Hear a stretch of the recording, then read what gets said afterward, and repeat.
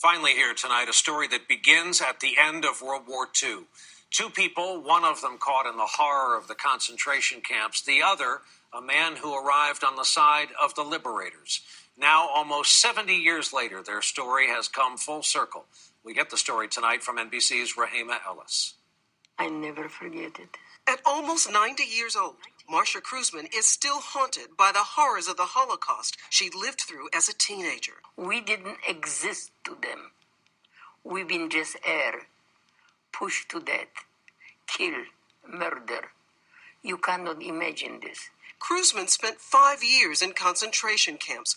She was even forced to dig her own father's grave. They murdered him in front of me, and I have to put the wood on top of him and burn him because they didn't want to leave the evidence. It's hard to talk about this.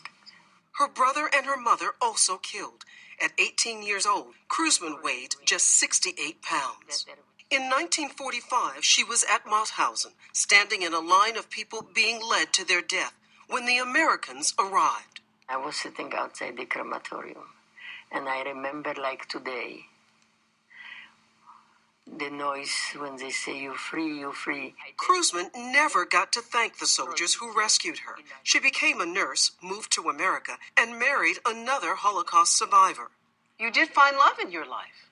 Oh, yes. My husband, he was a nice man. To honor his memory, her parents, brother, and the 6 million Jews killed, Kreuzman has spent years telling her story to school groups and others.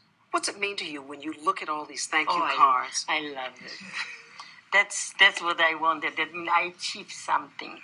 Little did she know, someone else had been doing the same thing just a few miles away, but from a different point of view.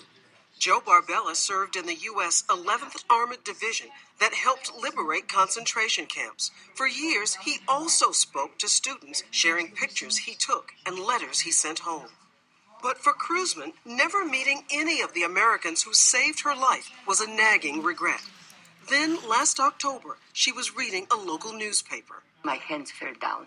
I nearly fainted. In a story about a couple's 65th wedding anniversary, the man in the article was Joe Barbella, who helped liberate Mauthausen.